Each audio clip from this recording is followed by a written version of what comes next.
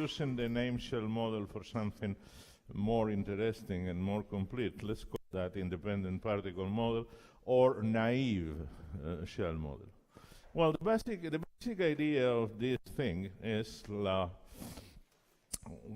inspired by these magic numbers of the fact that the atom works like an atom, a planetary system, etc. The problem with the nucleus is that the nucleus has no nucleus at all. The electrons are captured by the nucleus, which is the positive charge, in first approximation. But the nucleus has no nucleus. So it managed to make a box. So an independent particle model is a box, in a sense. Make a box. But in the nucleus is all the nucleons manage in first order to produce a box because they are bound. So if they are bound, they are, in a sense, they make a box. So the basic idea is that at the zero order, the very complicated interaction of all the nucleons, the main thing is that it produces an average self-binding potential. This is the box. Okay? And in 49, Meyer and Jensen, Meyer being Maria Gepper Meyer, Nobel Prize in Physics, proposed, and a student of Fermi, again related to this place, proposed an spherical mean field consisting in an isotropic harmonic oscillator plus a strongly attractive spin-orbit potential plus an orbit-orbit term. This is the formula. And just for your memory, remember that the isotropic harmonic oscillator has energies that can be written like this.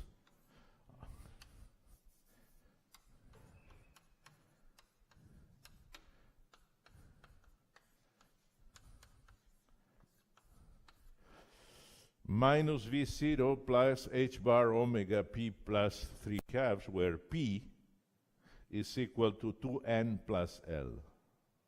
I emphasize this p, which is the principal quantum number of the oscillator, to tell you that the harmonic oscillator has a single parameter. It's the simplest thing you can have. It's a box with a single parameter, which is the oscillator frequency or the oscillator length or whatever, but it is a single parameter. It's extremely simple. Well, and it is extremely simple and extremely degenerate. Oh, do you remember your mechanics, classical mechanics?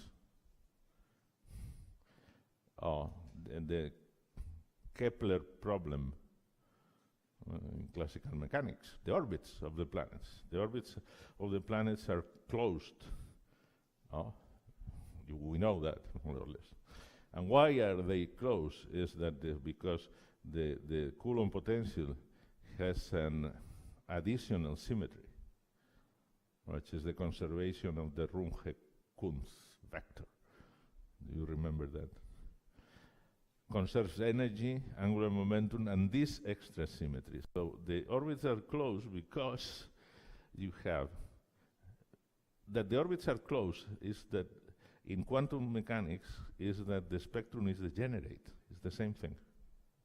And there is another potential which produces at the classical level closed orbits, which is the harmonic oscillator. The harmonic oscillator has also an extra symmetry, which has no name that I remember, that produces in the quantum system an extra degeneracy.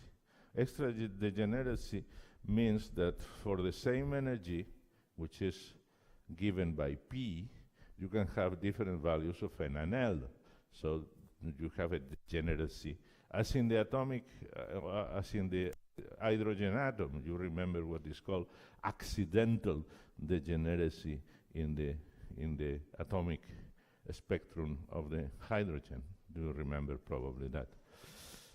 So it will be important in what follows that the harmonic oscillator, which is our zero order box, has extra symmetries.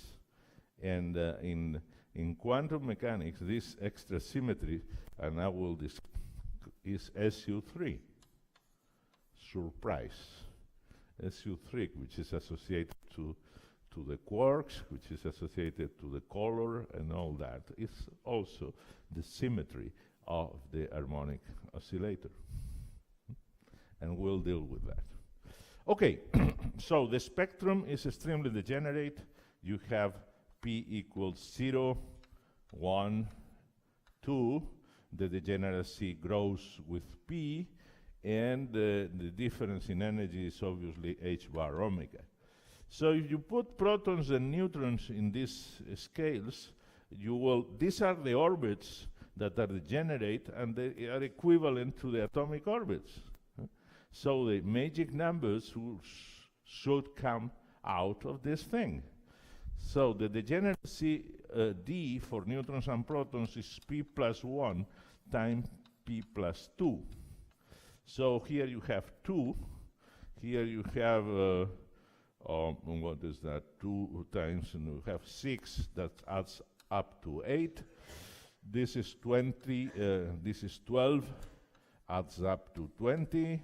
And next is it will be 40. Correspond to P equals 3 is 3. No, 3 is 4.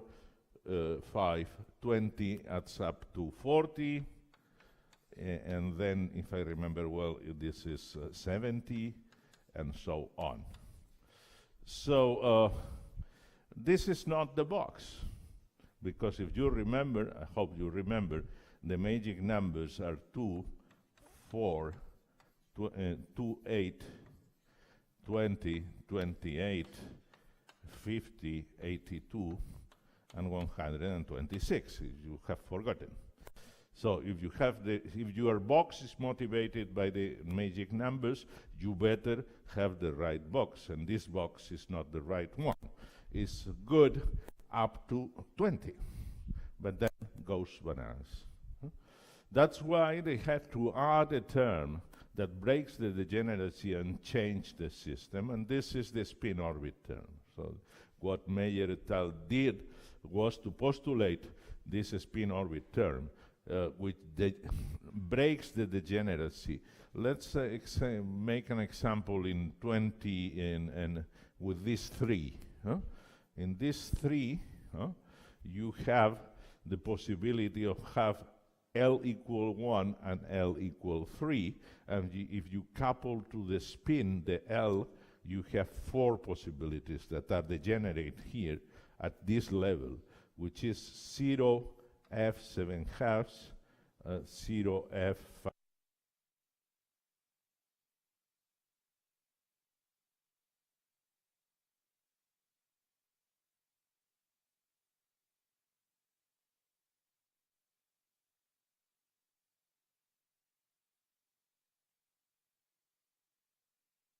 And F, etc., is the spectroscopic letter for L, and then this is the total angular momentum of the orbit. This is my convention. So all these states for neutrons and protons are degenerate, and then this makes this 20. But if you add this term, which has disappeared now,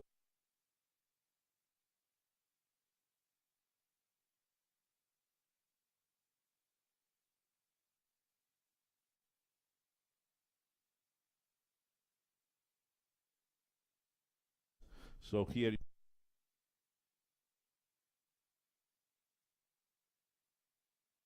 and then the spin orbit term favors the align spin L, and this favor the anti-align. So this F will do that, and then you will have the 0F 7 halves, gains energy, the other lose energy, and the piece do something like that. You have here 1 P3 halves, and here more or less a 1 P1 half. Whatever it is, you separate with the combined effect of the L square and the spin orbit term, you separate the line orbit mostly, and this and the degeneracy of this orbit is 2 times is 2 times j plus 1 equal to 8.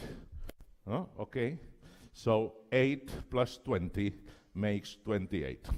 We win. And if you do the same for the others, there is always one aligned orbit that goes down and mingles, how do you pronounce that? No, I don't know, mingles or mingles. Some English speaking here, you? How do you pronounce to mingle? Okay. Perfect. So then this orbit goes down and makes a new quasi-degenerate set of orbits that produce the other magic numbers.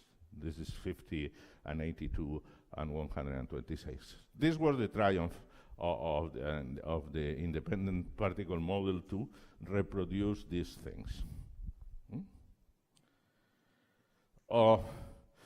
Yes. Whom?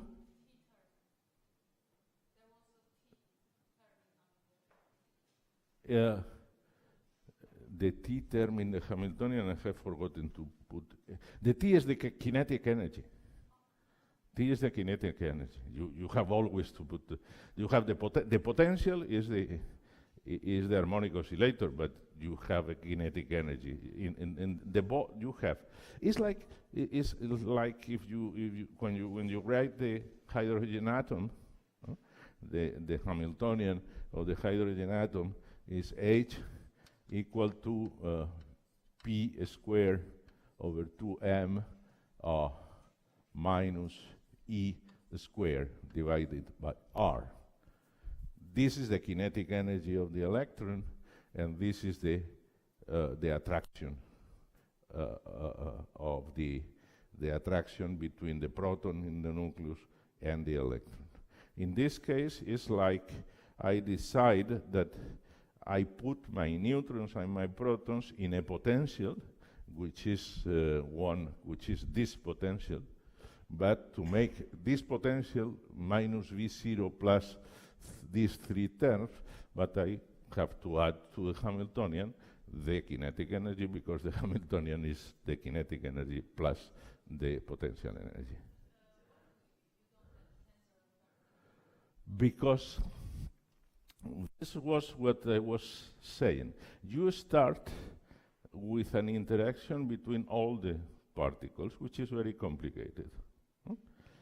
And but in a sense, you surmise, you make the hypothesis that the most important result is to produce an average self-binding potential. And you propose, you don't compute for the moment. This was just a phenomenological proposal of these people.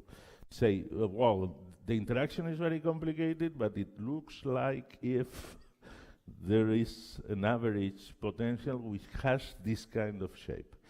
The key point in a second, and also the work of many years and years, is to start with the interaction and produce that. This is really one thing that has been attempted, and I will tell you about that. How to connect the bare nuclear interaction with all the complexities and this. But this, wait a few minutes. Okay?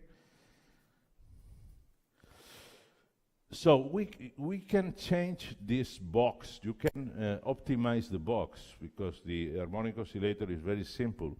And if you want to be more realistic, you can use this kind of boxes that reproduce better, follow better the experimental shape of the density. Finally, the shape of the box will produce the shape of the density, more or less.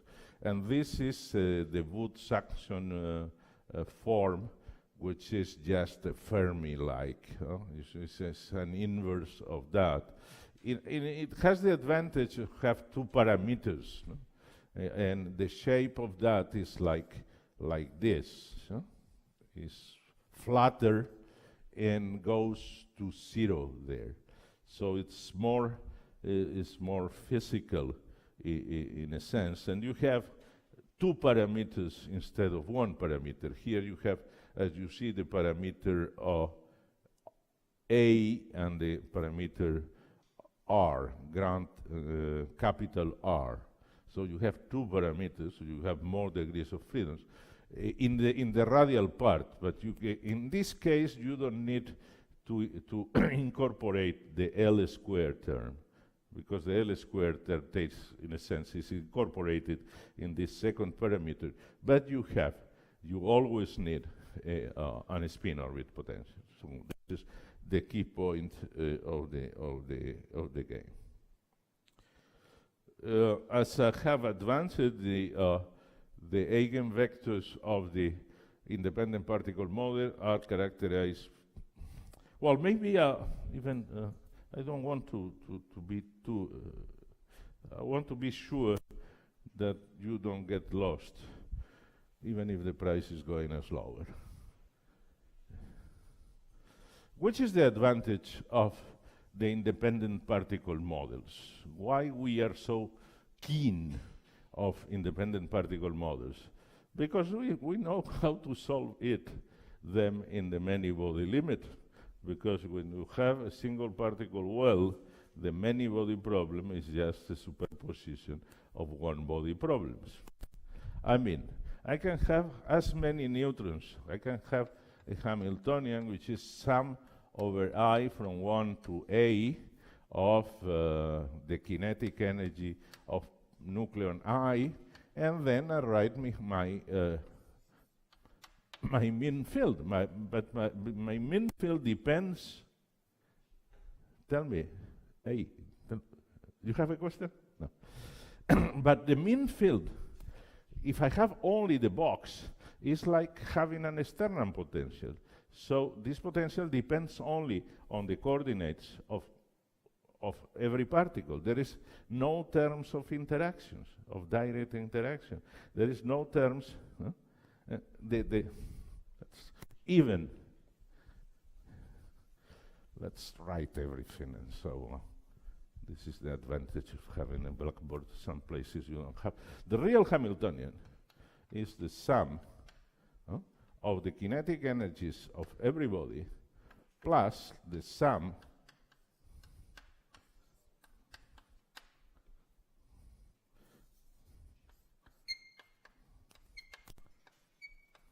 things like that. This is the full Hamiltonian of the many-body. And this V, complicated V, contains all the things that I have been talking about. Contains the short range, the tensor, and whatnot. So going from here to here is to extract from there a mean field, a box. Well, waving hands, what do? You write this like H mean field, and then mean field, and then what you are left with what? Sum of this V RAG minus sum over E of UE. Okay? This is the same. I have add this term here. Well, there are ways complicated ways to optimize this mean field to make this small. But not very efficient is what I will tell you. But what I do essentially is to do that. I start with my full thing, and an average mean field that I extract, and I solve this problem, but there is still this thing, this piece here, that I have just disregarded for the moment. We'll see what happened with this piece. Follow me? We are there. So, next is that in this choice of the harmonic oscillator, the eigenvalues are what I have written for the harmonic oscillator, plus the contribution of the spin orbit, which is, you know, that is trivial if you write the solution with couple G. This is very easy. You use well-known techniques to get this eigenvalue. But this is the complete eigenvalue of the problem. And the eigenvectors of the single particle problems are also the harmonic oscillator, the solutions of the oscillator, which I make mistake with all the French mathematicians. So Laguerre, Legendre, well, one of those 19th century French mathematicians is one of those. I don't know if Legendre or is Laguerre, the harmonic oscillator. Legendre. Okay.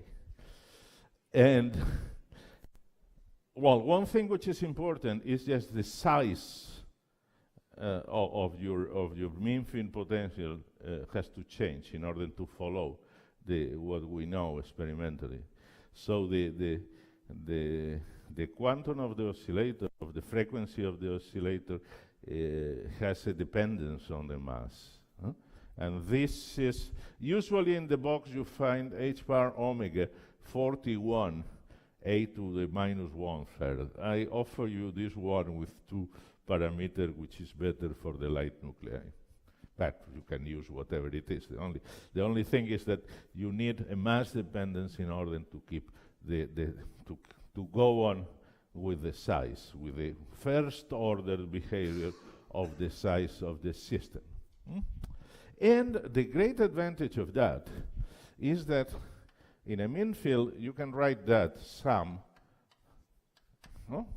The Hamiltonian is a sum of Hamiltonians. And the problem you solve is the problem H, where this epsilon is the epsilon there, with which depends on n, L, and J. Okay?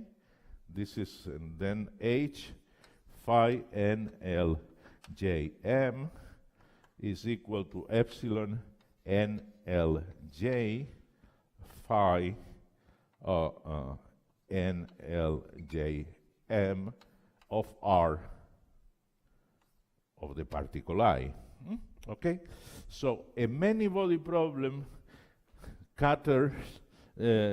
changes into a one-body problem that you solve easily.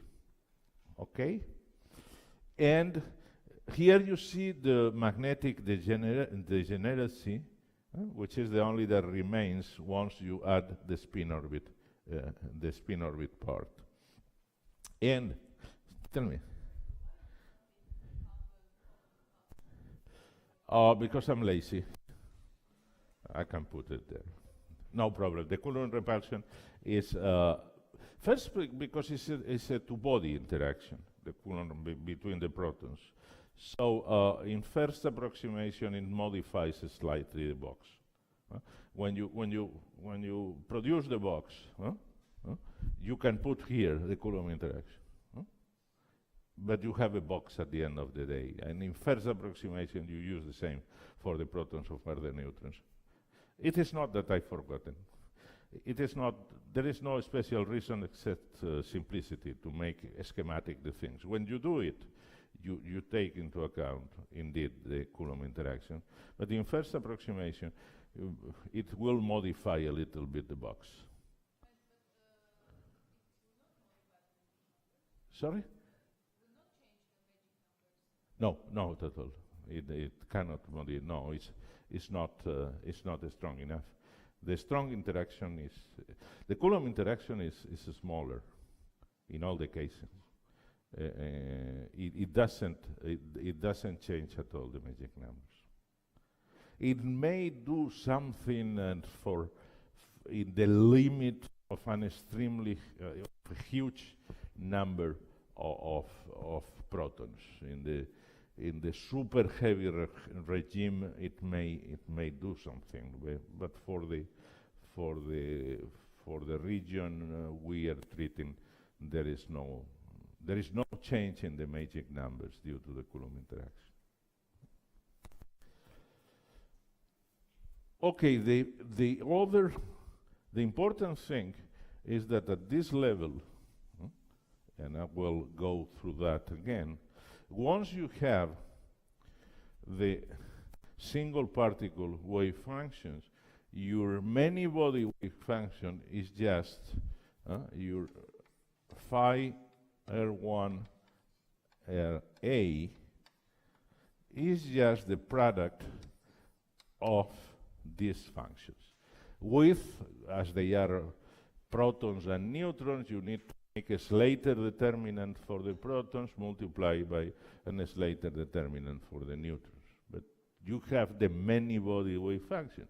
And once you have the many-body wave function, quantum mechanics tell you that you know all you need to know. At this level of approximation, you have the wave function. You cannot know more than that. Okay? But this is the key point. The key point is that we can solve we can have a zero-order approximation to the problem if we manage to treat it in the average, in the mean field is another way of referring to that approximation. And once you have a zero order, if you are not very, very crazy, you can move on. But you have the starting point. If not, you don't know. You need to go brute force with a many-body without some reference point. The problem is really much more difficult. And okay, vocabulary. Once we have solved this problem, let's fix the vocabulary. I will speak of states, and a state is one of these, with the quantum numbers n, l, j, m. This is one state. One state can have one proton and one neutron. Well, because no Pauli principle, neutrons and protons are different, so you can put a proton and a neutron in the same state. Or you can, if you work in isospin, you can put the isospin there, and then you have two states, isospin up and down. Then, one orbit. One orbit is composed of all the states with the same energy, with the same NLJ. So all the M's collapse, and this is an orbit. And the degeneracy is 2J plus 1. And this is the magnetic degeneracy. This has nothing to do with the interaction. It has to do with the fact that the problem is rotationally invariant. Okay?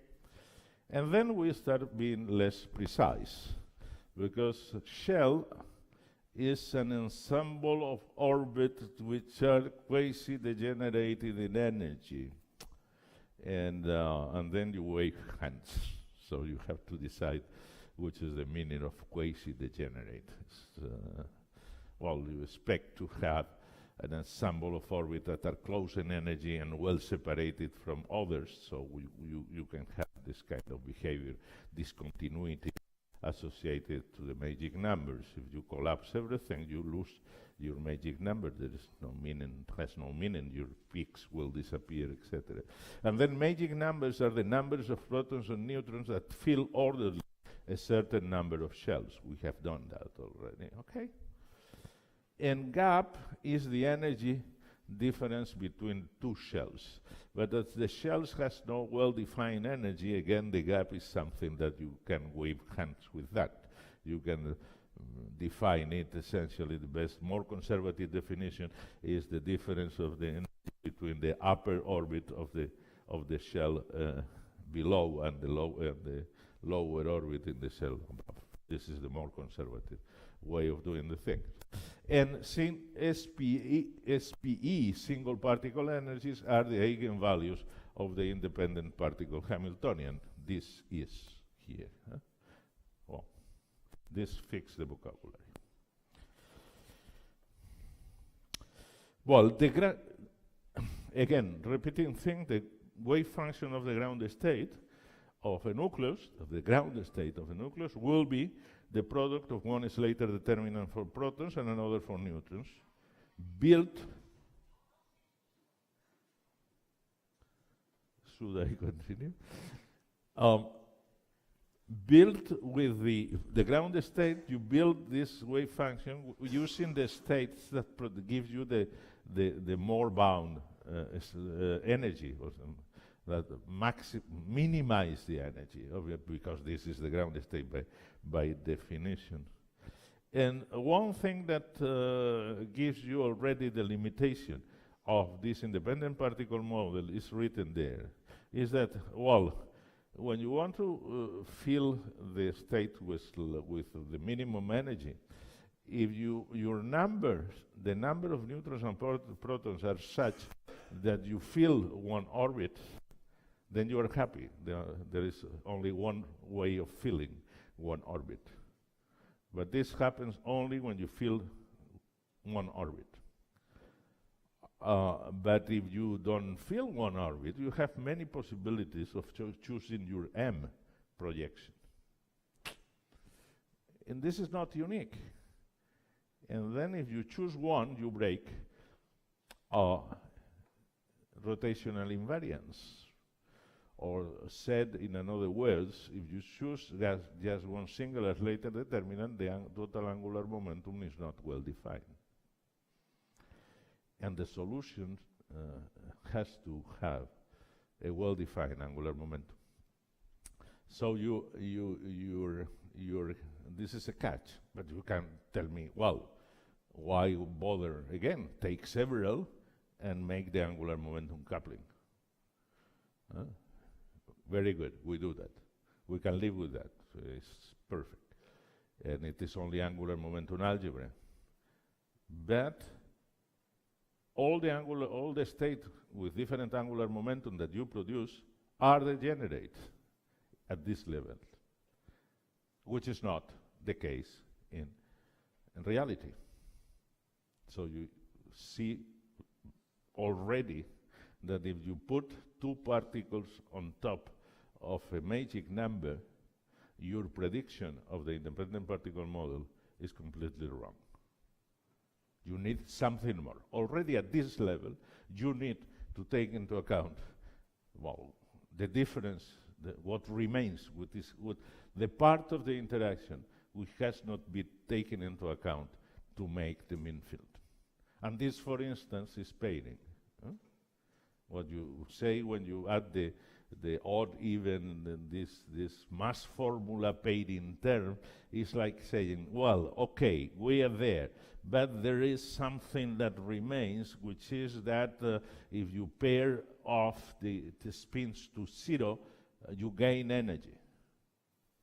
But if you tell that, you are saying, well, at the same time, I'm telling you that the ground state of the system with two neutrons outside a magic number is 0 plus, which is what happens in reality. It's not that the 0, the 2, the 4, etc. are degenerate. No, clearly the ground state is 0. And this is the same phenomena. In a spectroscopy, pairing produces 0 pluses, And in the mass formula, it produces the asymmetry between odd and odd and even nuclei. Okay? So very, very rapidly, we ran out of juice with the independent particle model. Very, very rapidly. Okay, let's work a little bit. Let's study the independent particle model, the screens to fix elementary ideas of the calcium isotopes. So do it with me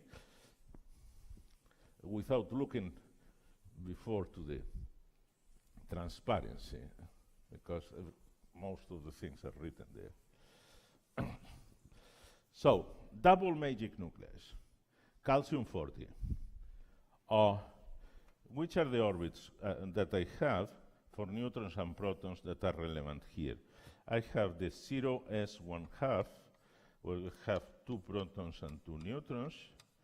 Here I have the p shell with whatever it is, p3/2, p1/2, and here I have 4 and 4 and 2 and 2. This is a bit too much. And here I have another one. But forget about, I go up to 20 and 20, and the orbits that I am interested at are essentially 0f7/2.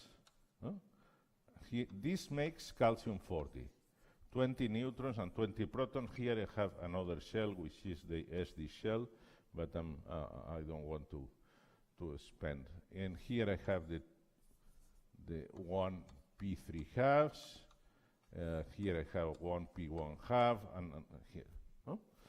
So calcium-40 is one of these double magic nuclei in which I can make an Slater determinant, put in all the things.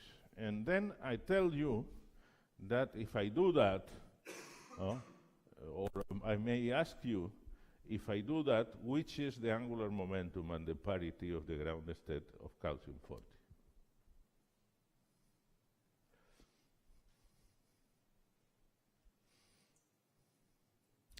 I fill all the orbits, 0.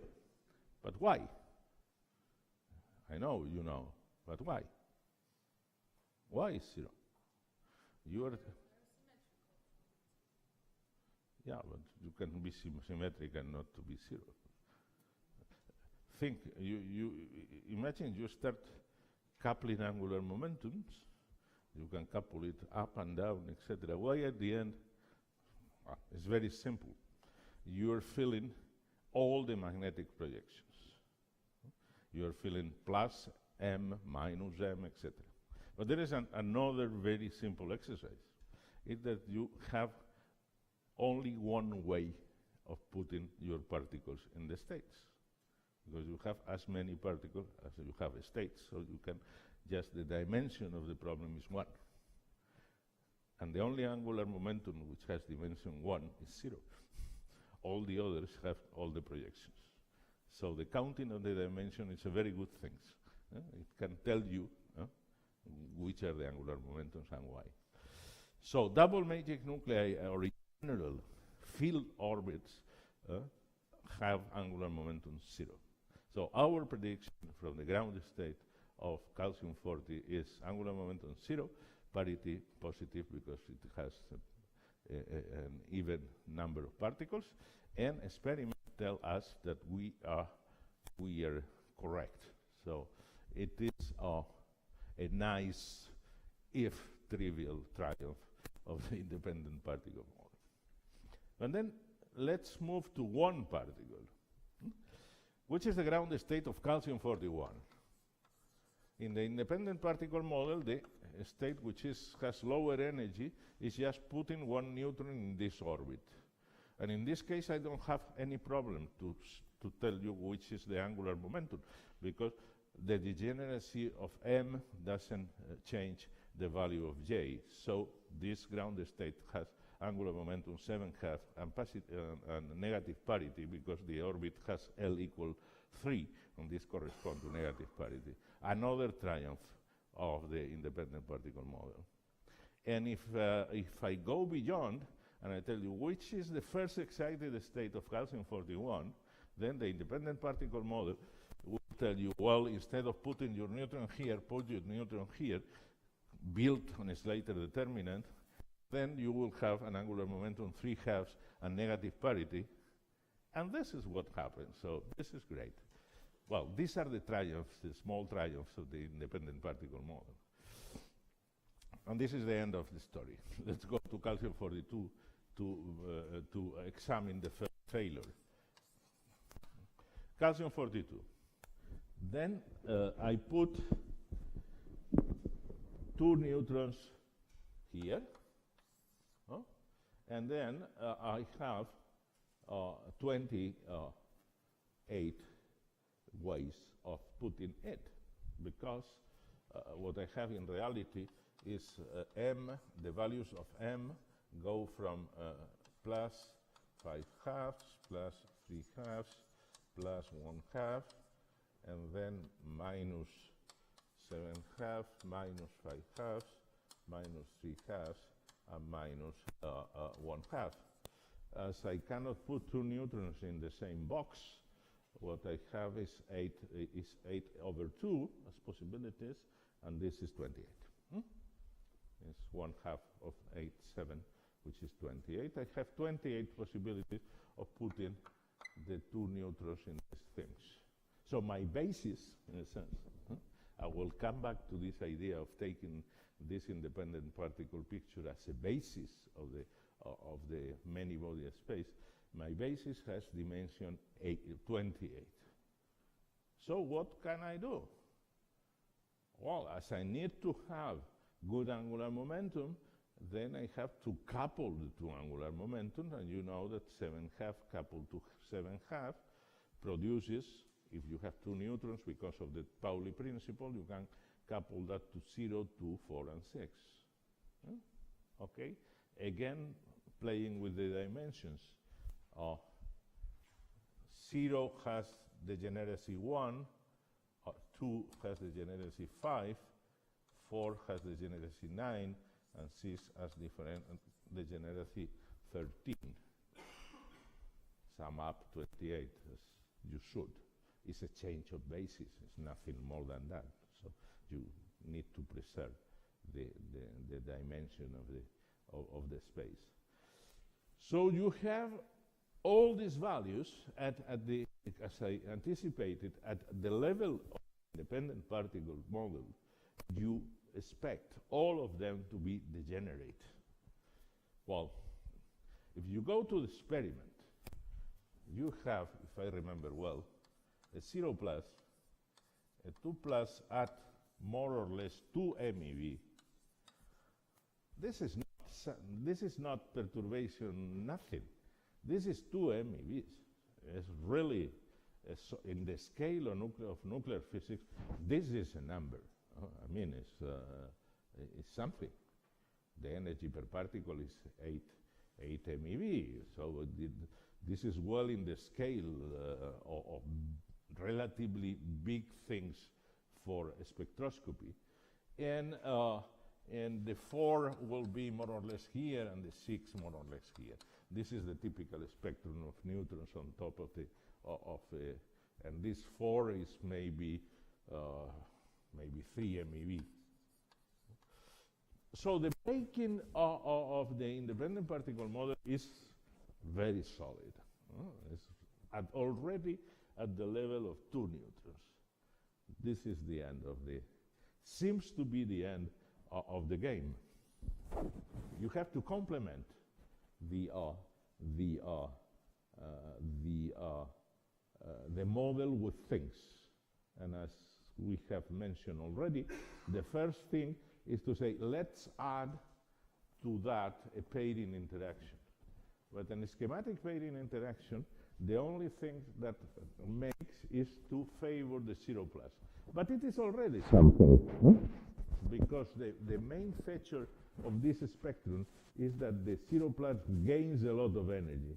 then you can forget about the splitting between the other angular momentums. So the pairing is a first approximation to the breaking of the independent particle model in the case of identical particles, for neutrons only or protons only.